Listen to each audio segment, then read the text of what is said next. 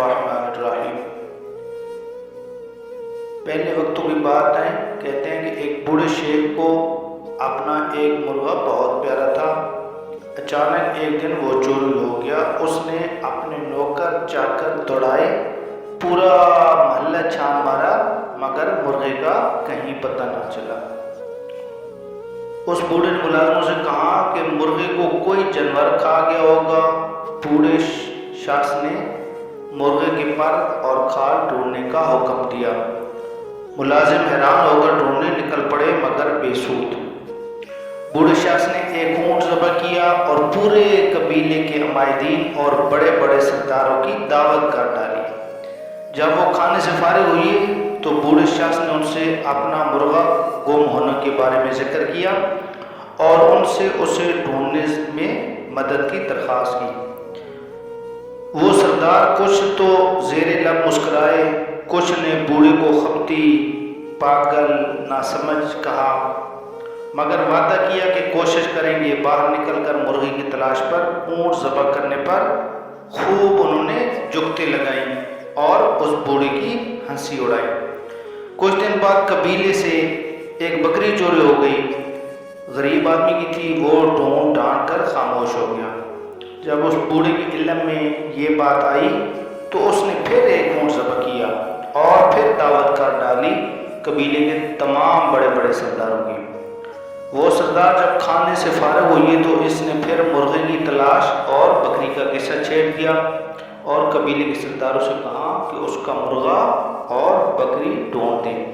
اب تو کچھ نے اسے برا بھلا بھی کہا اور کچھ نے اسے دلاسا دیا کہ یہ اتنی بڑی بات نہیں، صبر کر لو، اس سے زیادہ اپنا نقصان کر چکی ہو۔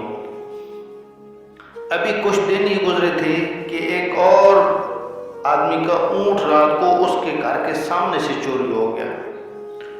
اس بوڑھے نے اپنے ملازمین کو بہت برا بھلا کہا اور خاموش ہو گیا کہ ایک اونٹ اس کے لیے کوئی مالی وقت نہیں رکھتا تھا۔ بوڑھے شخص کو جب اس کا علم ہوا تو اس نے پھر ایک اونٹ ذبح کیا اور قبیلے کی دعوت کر دی۔ سب سردار جب کھانے سے فارغ ہوئے تو اس نے سرسری اونٹ گم ہونے کا ذکر کر کے اپنے مرغے کو یاد کیا اور قبیلے سے التجا کی کہ اس کا مرغا ڈھونڈ دے۔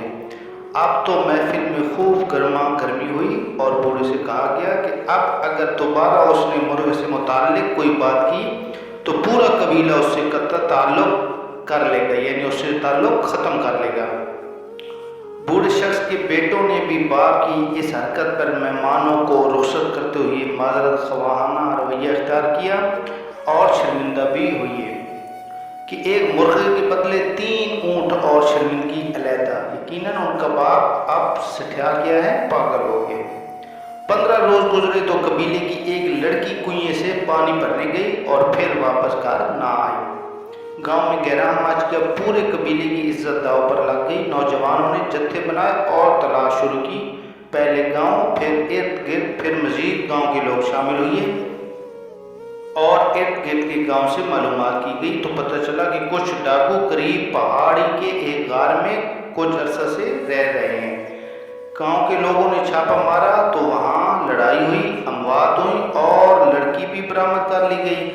لوگوں نے وہاں اونٹ، بکری اور مرغے کی باقیات بھی ڈھونڈ لی۔ تب انہیں احساس ہوا کہ بوڑھا شخص کس طوفان کے آنے کا انہیں اندیا دے رہا تھا۔ اگر گاؤں کے لوگ مرغے پر ہی متحد ہو جاتے تو آبرو ریزی تک بات نہ پہنچتی۔ اگر وہ لوگ اس بوڑھے کی بات مان کر پہلے ہی مرغے کی تلاش کر لیتے اور ان ڈاکوں کو پکڑ لیتے تو ان کے قبیلے کی لڑکی کی یوں عزت ہرگز نہ لٹتی۔ اس لیے اللہ تعالیٰ نے قرآن پاک میں بھی فرمایا ہے کہ یقیناً ہم انہیں قریب کے چھوٹے سے بعض عذاب اس بڑے عذاب کے سوا چکھائیں گے تاکہ وہ لوٹ آئیں۔ یہ اللہ کریم کی سنت ہے کہ وہ بڑی تکلیف سے پہلے چھوٹی تکلیف سے تنبیہ فرماتا ہے تاکہ اہل عقل سمجھ جائیں اور اپنی ملکیتی ریوڑ پر توجہ دیں، اس سے قبل کہ اسے بھیڑیے نوچ کھائیں۔ اللہ تعالیٰ ہم سب کو صراط مستقیم پر چلنے کی توفیق عطا فرمائے اور ہم سب کو راہ ہدایت عطا فرمائے۔ اگر ہماری یہ ویڈیو اچھی لگی تو پلیز لائک کر دینا اور ہمارے چینل کو سبسکرائب کر کے بیل کے آئیکن کو کرنا تاکہ اسی طرح کی ہر نئی آنے والی ویڈیو آپ تک پہنچتی رہے۔ ہماری دعا ہے کہ اللہ تعالیٰ آپ سب کا حامی و ناصر ہو۔ والسلام ورحمۃ اللہ۔